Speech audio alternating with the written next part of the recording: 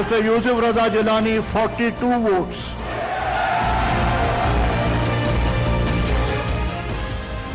इस इलेक्शन को हम मुस्तरद करते हैं। पीडीएम के उम्मीदवार जनाब यूसुफ रजा गिलानी साहब को अक्सरियत के बावजूद हराया गया। ਹੁਣ ਤੁਹਾਡੀ चोरी चकारी नहीं चलनी, चोर भी रह जाना है तो लंगोट भी रह जाना है। कम से कम अपना लंगोट बचा लो। अगर तब जमीर बिके हैं फिर आज भी बिके, तब नहीं बिके तो आज भी नहीं बिके। फैसला किया है कि ये गैर कानूनी, गैर आईनी, इलीगल डिसीजन को हम अदालत में चैलेंज करेंगे। हम जीत चुके हैं। The chairman's Senate election has been stolen. It has been stolen in front of the people of Pakistan. बिस्मिल्लाहिर्रहमानिर्रहीम। आज के प्रोग्राम के साथ मैं हूं नुस्ला मलिक। नाज़रीन, यूसुफ रज़ा गिलानी साहब जब जीते थे तो जो तरीकाकार इख्तियार किया था अपोजिशन इत्तेहाद ने हुकूमती वोट चुराने का, आज वही तरीका इख्तियार किया हुकूमती इत्तेहाद ने अपोजिशन के वोट चुराने का। और सेनेट में अक्सरियत रखने वाली अपोजिशन आज हार गई हुकूमत से, जिसके पास वोट पूरे नहीं थे। लेकिन 7 ऐसे जनाब जियाले मैदान में उतरे जिन्होंने वोट तो दिया यूसुफ रज़ा गिलानी साहब को, लेकिन जो खाना था उसमें स्टैंप लगाने के बजाय यूसुफ रज़ा गिलानी साहब के नाम पर स्टैंप लगा दी। और एक तो शायद बड़े धड़ल्ले से मैदान में आए जिन्होंने दोनों उम्मीदवारों को वोट दिया, जिसके नतीजे में 8 वोट मुस्तरद हुए और 42 वोट मिले यूसुफ रज़ा गिलानी साहब को, जबकि सादिक संजानी साहब जो है वो जीतने में कामयाब हो गए 48 वोट लेकर।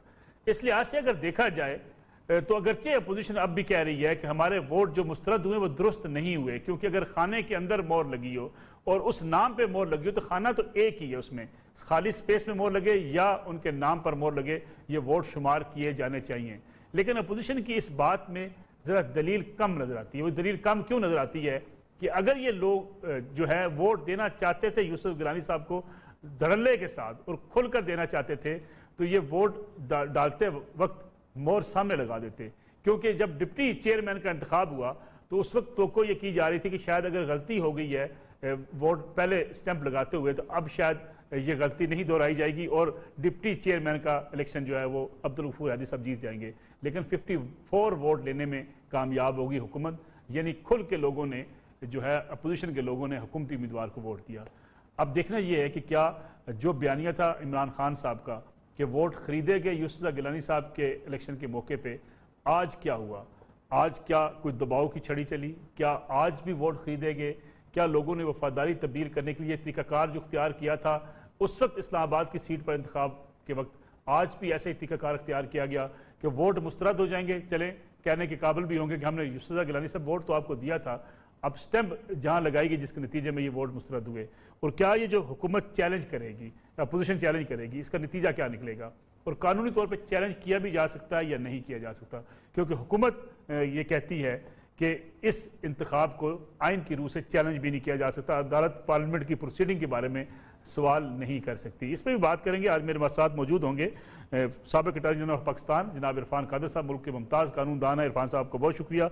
उनके साथ औरिया मकबूल जान साहब सीनियर तजियाकार, और मजहर अब्बास साहब सीनियर साफ़ी तजियाकार, और इफ्तिखार अहमद साहब सीनियर साफ़ी तजियाकार हमारे साथ मौजूद हैं। इरफान कादर साहब, प्रोग्राम का आगाज़ आपसे करना चाहूँगा मैं। हुकूमत कहती है कि पार्लियामेंट की प्रोसीडिंग्स को चैलेंज नहीं किया जा सकता किसी अदालत में। बिलावल भुट्टो, मुस्लिम लीग नवाज ये ऐलान कर चुके हैं कि हम चैलेंज करेंगे। ये 7 वोट जो मुस्तरद हुए, अगरचे ये अलग बहस है कि उन्होंने जानबूझकर स्टैंप लगाई उनके नाम के ऊपर, यूसुफ रज़ा गिलानी साहब के नाम के ऊपर, लेकिन क्या ये वोट शुमार किए जा सकते हैं?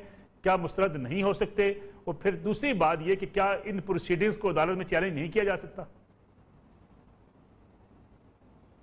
मैं पहले प्रोसीडिंग्स पे आता हूं कि आया इनको चैलेंज किया जा सकता है कि नहीं किया जा सकता। जी, आपको मैं याद कराना चाहता हूं कि फहमीदा मिर्जा साहब जब स्पीकर थी नेशनल असेंबली की तो उन्होंने यूसुफ रज़ा गिलानी साहब के बारे में रूलिंग दी थी और कहा था कि ये जो कंटेम्प्ट का फैसला है सुप्रीम कोर्ट का, ये बिल्कुल गलत है और यूसुफ रज़ा गिलानी साहब जो है वो डिस्क्वालीफाई किसी तरह से नहीं हुए।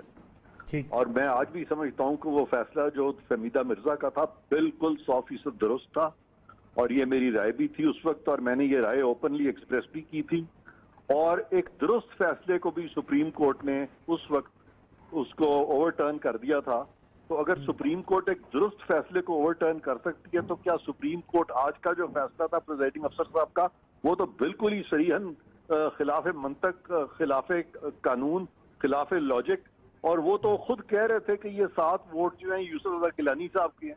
तो जब वो वोट गिलानी साहब के थे तो आप मुस्तरद कैसे कर रहे थे, जबकि पता चल रहा है कि साफ तौर पे वो गिलानी साहब के नाम के ऊपर वो लगाया हुआ है। तो कानून को आप इस तरह से तो तशरीह नहीं करेंगे कि आप एक यानी एक हाइपर टेक्निकलिटी में जाके ये साबित करना चाहेंगे कि कानून जो है उसमें रीजन नहीं है और वो बिल्कुल एक फजूल सी चीज है। एक ड्यू प्रोसेस भी होता है, उस ड्यू प्रोसेस को बालाए ताक रख के, लॉजिक को, रैशनैलिटी को बालाए ताक रख के, अगर ये जो 7 वोट हैं इनको किस तरह से अगर मुस्तरद करना भी है तो फिर आपने रीजन देनी है ना कि क्यों मुस्तरद करना है, क्यों आपको ऐसा महसूस हो रहा है कि ये वोट तो। इरफान साहब, जो आप बात कर रहे हैं, जस्टिस हलीम साहब जब चीफ जस्टिस थे उस वक्त भी फैसला दिया गया था कि वोट पर जो मोहर अगर दुरुस्त जगह पर ना भी हो, लेकिन ये साबित हो रहा कि वोटर किसको वोट देना चाहता था तो उसे उस खाते में शुमार किया जाएगा। अगर यहाँ तो मोहर जो है वो दुरुस्त जगह पे ही है, ये जगह भी दुरुस्त है, यानी इससे ज्यादा क्लियर कट क्या वोट होगा कि नाम के ऊपर ही ठप्पा लगा हुआ है। यानी ये तो ऐसे है जैसे कि, यानी आप समझते हैं ये मुस्तरद नहीं हो सकते थे?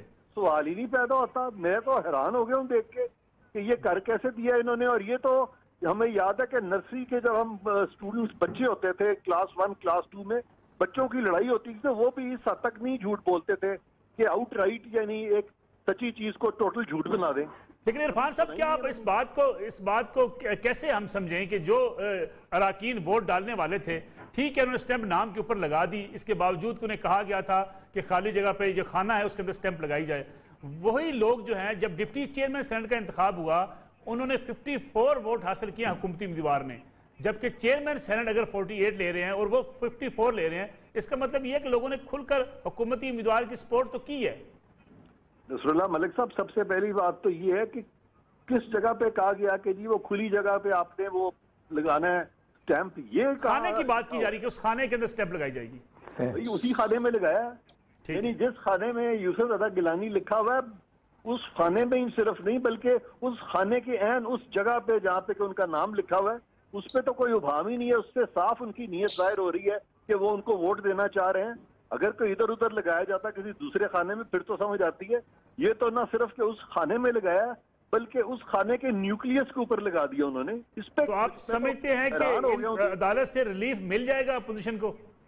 मैं तो समझता हूं कि इमरान खान साहब को और उनको संजरानी साहब को फौरन उनको कहना चाहिए कि आप स्टेप डाउन करें। इमरान खान साहब इतने बड़े स्पोर्ट्समैन स्पिरिट भी कोई चीज होती है, इससे इमरान खान का कद इतना बड़ा हो जाएगा कि आप अंदाजा नहीं कर सकते इस वक्त अगर वो इंटेग्रिटी की, क्योंकि उनको सेनेट में चेयरमैन लेके फायदा क्या है। इन एनी केस तो वो इस वक्त रिलेटिव माइनॉरिटी में है, तो उनको उनकी तो इमेज इतना बुलंद हो सकता है लेकिन उनको कोई इस तरह की एडवाइस देने वाला शायद नहीं।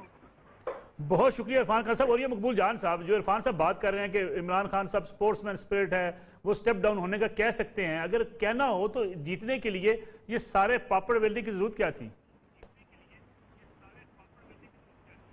देखिए, मैंने कल से एक बात कह रहा हूं कि अगर एक चेयरमैन सेनेट आ जाए तो क्या पीटीआई को किसी किस्म की कोई मेजॉरिटी आ जाएगी? नहीं आएगी। एक सिंबॉलिक सा एक आदमी जो है वो उस पर बैठा होगा। जब भी वोटिंग होगी पीडीएम की वोट ज्यादा है, अपोजिशन के वोट ज्यादा है, आप कभी भी एक चेयरमैन के आने से तो मेजॉरिटी को आप माइनॉरिटी में या माइनॉरिटी को मेजॉरिटी में तब्दील नहीं कर सकते, क्योंकि सीक्रेट बैलेट है, आपने किसी ने किस तरीके से कर लिया। इरफान कादिर साहब वाली जो बात है मैं उसके ऊपर बहुत 100% मुत्तफिक किए हूं, क्योंकि बैसियत रिटर्निंग ऑफिसर हम जब कहा करते थे कि आप पेपर को ऐसे फोल्ड करें कि अगर मोहर का निशान जो है वो लगना चाहे तो आप वाले ही उसके ऊपर लगे, किसी दूसरे पर ना लगे, ताकि शक ना हो। यानी अगर मोहर का निशान नाम के ऊपर आ जाता है तो उसकी इंटेंशन जाहिर हो जाती है कि वही कर रहा है, और इंटेंशन जो है उसके ऊपर कोई नुक्ता नहीं बनता। ये बुनियादी तौर पर एक बहुत प्लानिंग से काम किया गया है। प्लानिंग से इसलिए काम किया गया है कि जी 6-7 लोगों को इस तरह की कंफ्यूजन में डाल दिया जाए कि दोनों पार्टियां आपस में लड़ें और लड़ते हुए कहें कि ये इसने नहीं माना, उससे नहीं माना। वो जो रोल था कि जी हमें मजबूर किया जाता था, हमें ये कहा जाता था, हम ये करते थे, वो निकल जाएगा। अब इल्जाम किस पे आ गया? इल्जाम आ गया पूरी सेनेट की एडमिनिस्ट्रेशन और हुकूमत पे कि ये असल में तो 7 वोट गिलानी साहब के हैं, बिका तो कोई नहीं है। लेकिन बुनियादी तौर पर सवाल ये पैदा होता है, इससे पहले कोई और सवाल नहीं, कि क्या बाकी जो लोग थे, जो 45 लोग थे, वो बुद्धू थे, वो बेवकूफ थे जिन्होंने खाली खाने में वोट डाला है। और ये साथ के साथ जो है ये जिन्होंने को वही आ गई थी कि नहीं नाम के ऊपर वोट लगाना है। क्या ये वो शैतान को कैंकरियां फेंकने वाली बात थी कि वहां जाके वो जाके जूते भी फेंको और थूक भी डालो? असल मसला यह है कि पूरी प्लानिंग से कट किया गया। और मैं समझता हूं कि इस प्लानिंग के पीछे वो संजरानी साहब वाला इलेक्शन दोनों, और उनका जो संजरानी साहब का जो वो था अपना वोट ऑफ नो कॉन्फिडेंस, उसमें जो पीपल्स पार्टी का रवैया था नून लीग के साथ, अब ये कोई बेसिकली अपना पीपल्स पार्टी को और इसको कहा जा रहा है कि अब तुम्हारे पास सिवाय लॉन्ग मार्च के कोई ऑप्शन नहीं है। तो ये बेसिकली एक मैसेज दिया गया है इसके अंदर। ठीक है इफ्तिखार अहमद साहब, ये जो आज का इलेक्शन है इसको आप देखते कैसे हैं? ठीक है, अपोजिशन कहती है कि हमारे वोट जो मुस्तरद हुए हैं गलत हुए हैं, लेकिन डिप्टी चेयरमैन सेनेट के मौके पर भी तो ये लोगों ने वोट डाला ना हुकूमती उम्मीदवार को। तो जो बयानिया था इमरान खान साहब का, खुफिया बैलेट के जरिए अगर जब होगा तो तुम लोग रोगे, वो बयानिया जीता है आज? बयानिया जीता है पाकिस्तान के एस्टेब्लिशमेंट का, कि उसके पास इतने पक्के लोग हर सियासी जमात में हैं, जब चाहे वो उनके हाथों में इस्तेमाल होते हैं। और हमारी सियासी पार्टियां इतनी मज़ाहिया कैरेक्टर का हिस्सा बन चुकी हैं कि वो जानते बूझते भी कि ये लोग जिनको वो सेनेट का टिकट दे रहे हैं उनके नहीं हैं, उनकी कमिटमेंट उस पार्टी के साथ नहीं है, नजरियाती तौर पर उनकी सोच नहीं है। वो प्राइम मिनिस्टर से मिलना चाहते हैं, वो चीफ ऑफ आर्मी स्टाफ से मिलना चाहते हैं, तो गवर्नर के साथ खाना खाना चाहते हैं। ये खेल चल रही है और ये चलती रहेगी जब तक पाकिस्तान के अंदर पॉलिटिकल पार्टीज नहीं बनेंगी।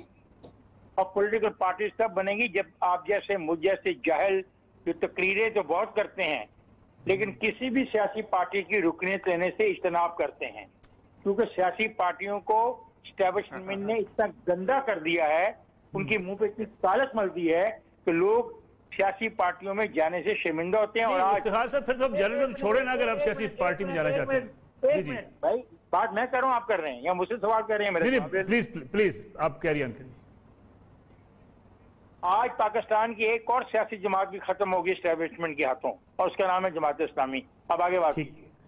अच्छा इफ्तिखार साहब, लेकिन आप एस्टेब्लिशमेंट को चले हम मुर्दे इल्जाम ठहराते ही हैं, जो लोग ये स्टेप लगाते हुए देखते नहीं है। आई एम सॉरी एंकर साहब, आई एम सॉरी। एस्टेब्लिशमेंट को मुर्दे इल्जाम ठहराते हैं, क्या एस्टेब्लिशमेंट ने आज तक खुल के आके इस इल्जाम की नफी की है? अभी हमेशा कहा जा रहा है कि सियासत में कोई मुदाखलत नहीं है। No DGISPR। ईस्ट पाकिस्तान का डिबैकल के बारे में क्या फरमाती है एस्टेब्लिशमेंट? कौन सा डॉक्यूमेंट ईस्ट पाकिस्तान के डिबैकल के बाद जारी हुआ जिसमें मुझे समझ आए कि? लेकिन इफ्तिखार साहब सियासतदान खुद तैयार हों बिकने के लिए, खुद डरने के लिए तैयार हों, खुद अपनी वफादारी तब्दील करने के तैयार। लेकिन दूसरी बात इफ्तिखार साहब, मैं बड़ी माजरत के साथ, इफ्तिखार साहब यही वोट जब यूसुफ रज़ा गिलानी साहब ने लिए थे तब हुकूमती इत्तेहाद के वोट ले ली थी। ओ भाई, मेरे लिए यूसुफ रज़ा गिलानी या संजरानी या नवाज शरीफ या असद जरदारी या इमरान खान इररेलेवेंट है। जी समझ आ गई? एक बात, ये करप्ट बेईमान चोर लुटेरे बदमाश कमीशन खाने वाले सियासतदानों की तादाद 1100-1200 है।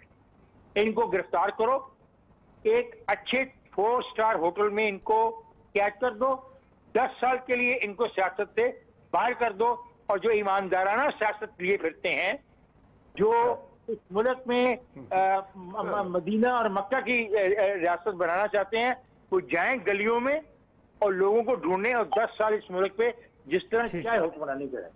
ठीक है मजहर अब्बास साहब, इफ्तिखार साहब तो आज बड़े जज्बाती हैं, लेकिन क्या सियासतदान कसूरवार नहीं है? यूसुफ गिलानी साहब को वोट देते हैं तो हुकूमती इत्तेहाद से निकल के उनको वोट दे देते हैं, आज अपोजिशन के इत्तेहाद से निकलते हैं, अपने वोट जाया करते हैं, डिप्टी चेयरमैन सेनेट के मौके पे वोट दे के वाज़े खुले अंदाज में हुकूमती उम्मीदवार को कामयाब करा देते हैं।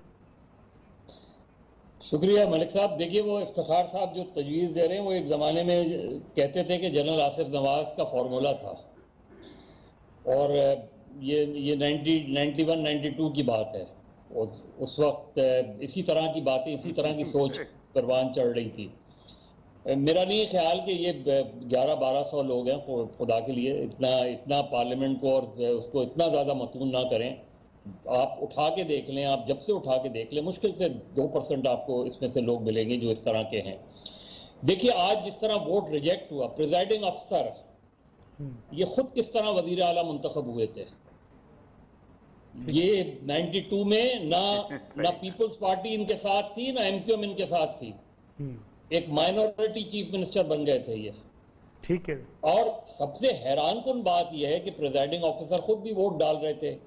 तो या तो इस चीज को देखना पड़ेगा कि प्रिजाइडिंग ऑफिसर होना किसको चाहिए, एक ऐसे न्यूट्रल आदमी को होना चाहिए कि जिसका झुकाव ना इस तरफ हो ना उस तरफ हो, वरना वो क्लियरली अब आप वोट अगर वो ये पहचान रहे हैं कि ये गिलानी के वोट्स थे।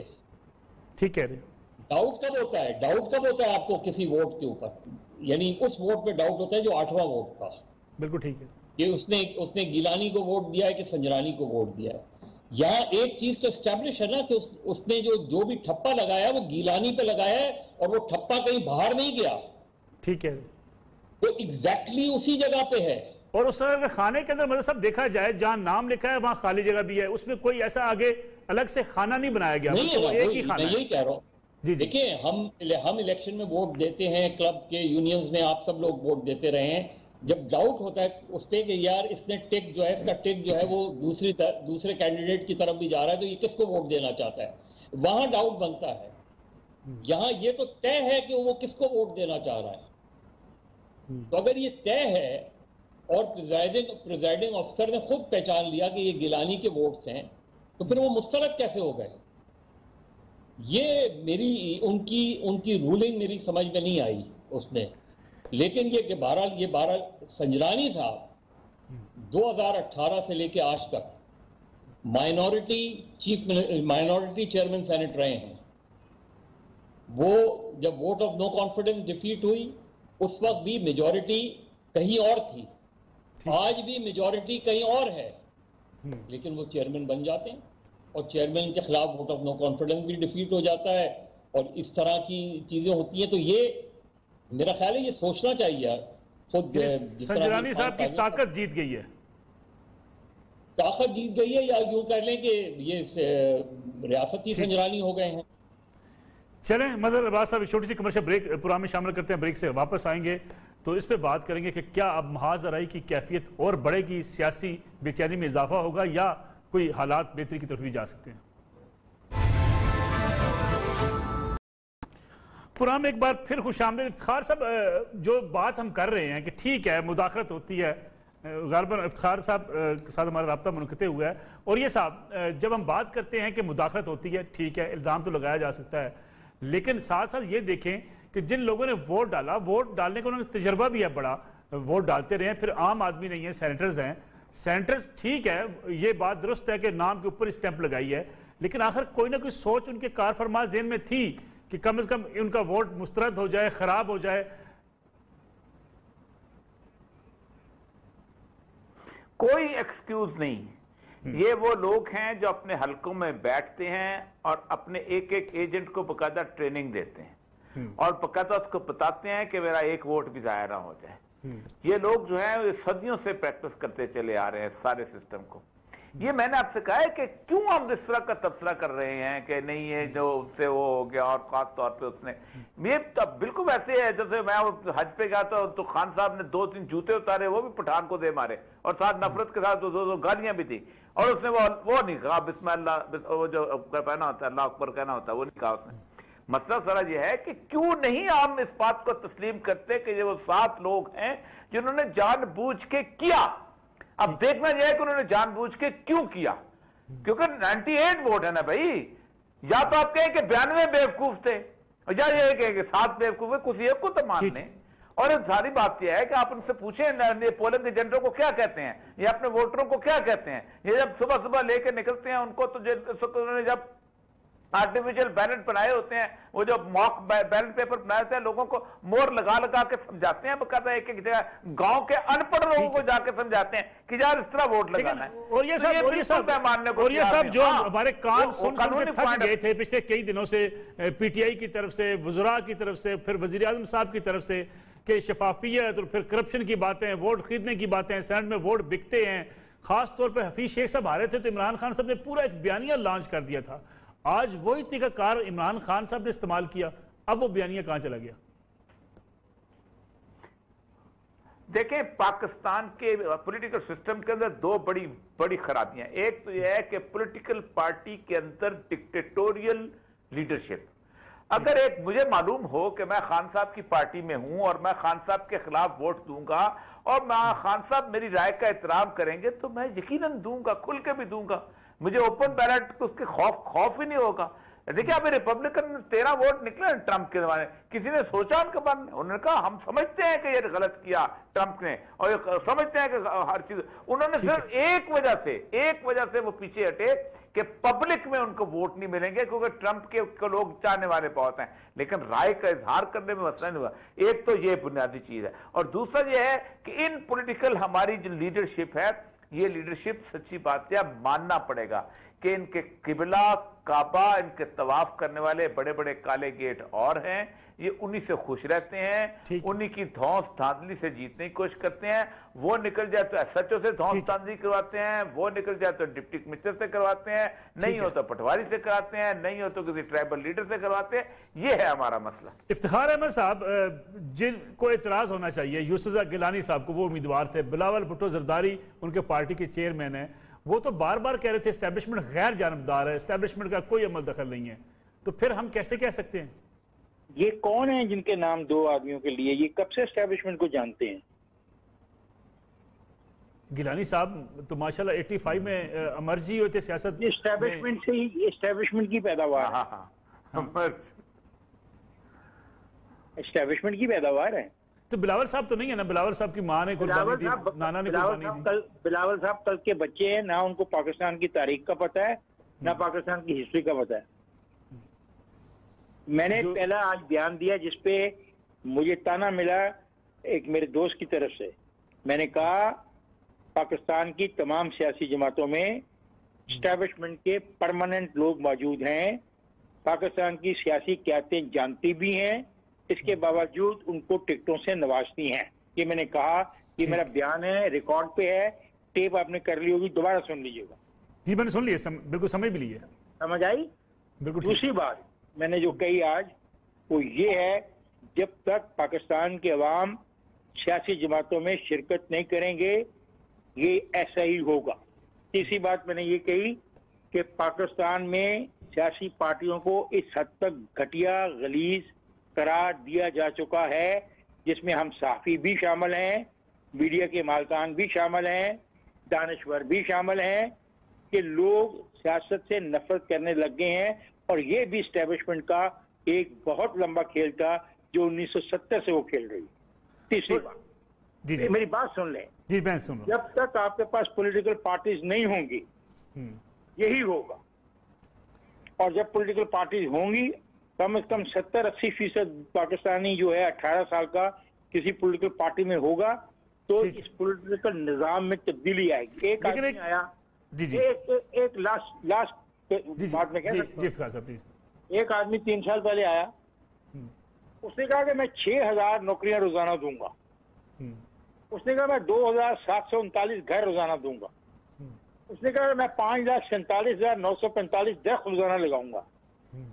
आज तक हमारे दानश्वर जो कालमों के कालम लिखते हैं, छापते हैं और बोलते हैं, क्या उन्होंने इस सवाल उसे पूछा कि 6000 नौकरियां किधर गई रोजाना की, 2739 घर किधर गए, और 5,47,945 दरख्त कहाँ हैं?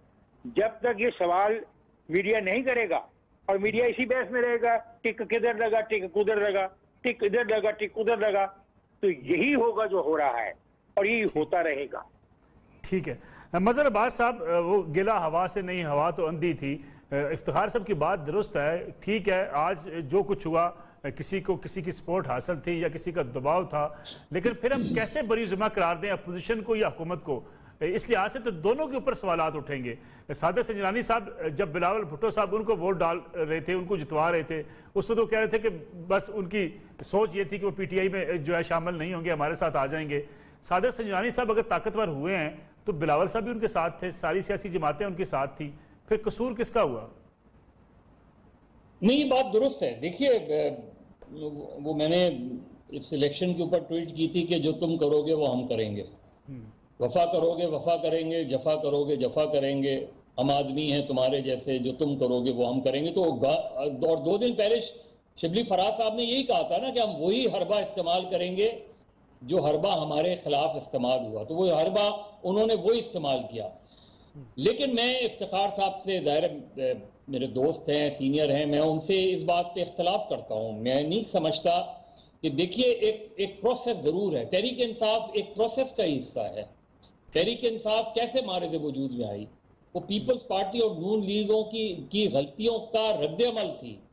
उसने एक नया वोटर निकाला, उसने एक नया जो है वो उन फैमिलीज ने जाके वोट दिया जिन्होंने जिंदगी में कभी वोट नहीं दिया था। तो मेरा ख्याल है हमें इतनी जल्दी पूरे सिस्टम को रिजेक्ट नहीं करना चाहिए। हमें इतनी जल्दी चीजों को, देखिए एस्टैब्लिशमेंट का पाकिस्तान में रोल कल भी था और आज भी है और शायद आइंदा भी रहेगा।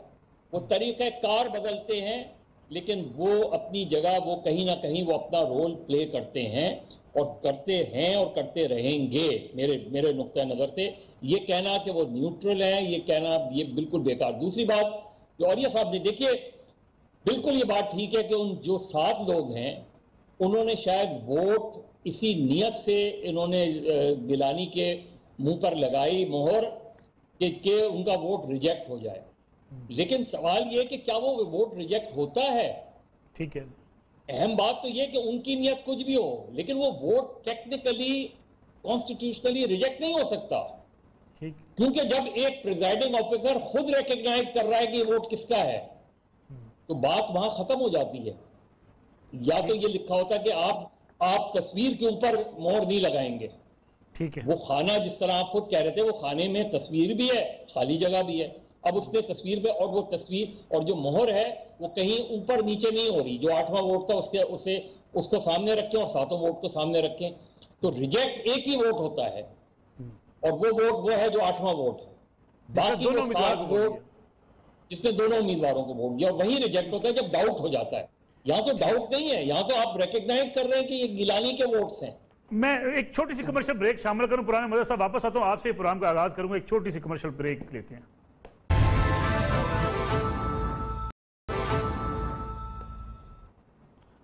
पुराने में एक बार फिर खुशामदीद। मजहर अब्बास साहब, 2 चीजें जरा क्विकली अगर आप मुझे बता दीजिएगा। एक तो ये कि इमरान खान साहब ने जो बयानिया बनाया था यूसुफ रज़ा गिलानी साहब की जीत के बाद, क्या वो इमरान खान साहब का बयानिया अब भी चलता रहेगा, शफाफियत वाला, करप्शन से पाक सियासत वाला?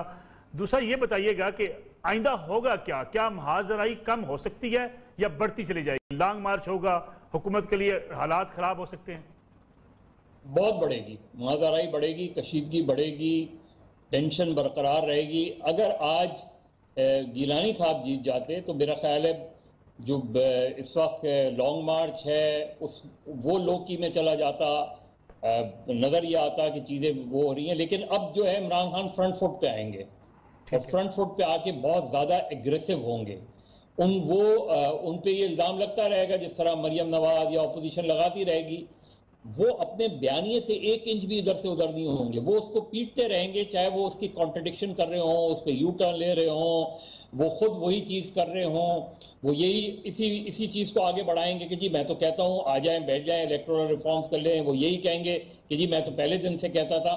वो अपनी वो चीजें, उनको दूसरे की विकेट पे खेलना आता है, वो दूसरे की विकेट पे जाकर खेलेंगे और फिर अपने बयानिए के साथ उसको आगे बढ़ाएंगे। ये इमरान खान जो है पिछले 30-40 साल से उनका क्रिकेट में भी यही इसी तरीके से रहा है कि वो एग्रेशन उन्हें पता होता है कि अपोजिशन की अगली चाल क्या होगी और वो उसका जवाब देते हैं। उन्होंने देखा नेशनल असेंबली में यूसुफ रज़ा गिलानी जीत गए, वो चीख पड़े थे इस बात पर और उन्होंने कहा कि कम वोट में मुझे यूसुफ रज़ा गिलानी को हराना है सेनेट के चेयरमैन की शक्ल में, और वो उसमें कामयाब हो गए। उसमें ये परवाह नहीं करते कि कि उसमें किस हद तक वो जो है वही उसी उधर ही खड़े हैं जहां यूसुफ रजा गिलानी खड़े थे। ठीक है, इफ्तिखार अहमद साहब, अगर इमरान खान साहब की बात मान ली जाती तो आज अपोजिशन को फायदा ना होता। क्या इमरान खान साहब का ये बयानी अब भी चलता रहेगा? इमरान खान इनको वो सबक सिखाएगा कि पाकिस्तान की तारीख में आप सब लोग हैरान रह जाएंगे। जब डस्के का इलेक्शन का फैसला हुआ जी जी, तो बहुत करीबी हलकों ने ये बताया है प्राइम मिनिस्टर हाउस के कि पाकिस्तान के वजीर आजम ने मुतलका अफराद को बहुत वाज़ेह तौर पर बताया कि अगर इलेक्शन कमीशन के अरकान का रवैया यही रहा तो मैं अपने कारकुनों को इलेक्शन कमीशन के दफातर से उनको खींच के ला के सड़कों पे मारने से नहीं रोक पाऊंगा।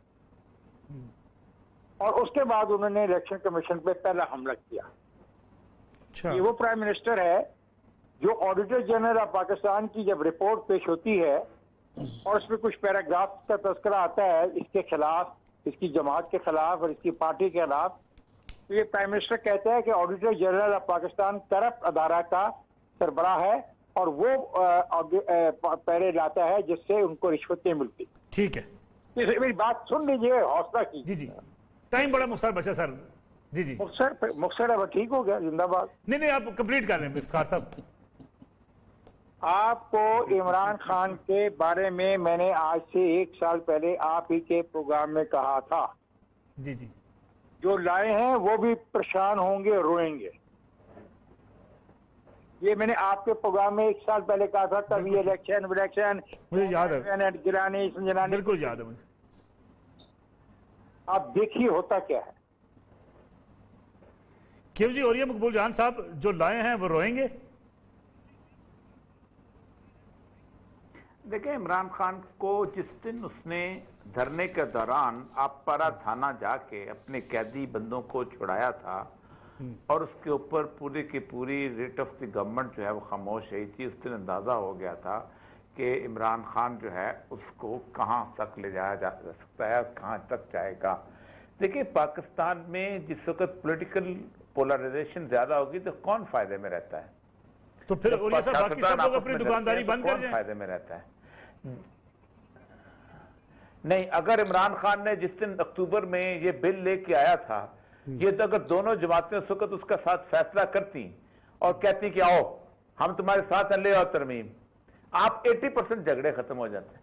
आज से बहुत अरसा पहले किसी ने कहा था कि आर्मी चीफ का वैसे ही कर दो जैसे सुप्रीम कोर्ट का चीफ जस्टिस होता है। आज सारे झगड़े खत्म हो जाए, जो सीनियर होता वो बन जाता, एक रूटीन में बनाते, किसी को पोस्ट न करना पड़ता। लेकिन ये सियासतदान हमारे जो हैं ये इनके कमाल के बने हुए हैं। मैं कहता हूं इमरान खान को उसके ऊपर ना यॉकर पे चक्का लगाते उसके, ठीक चुप हो जाता। और ये साहब बड़ी माजरत के साथ प्रोग्राम का वक्त बिल्कुल खत्म हो गया। आपका बहुत शुक्रिया। मदर अब्बास साहब, इफ्तिखार अहमद साहब हमारे साथ मौजूद थे। नाज़रीन, इंशाल्लाह कल आपसे फिर मुलाकात होगी। इजाज़त दीजिए, अल्लाह हाफ़िज़।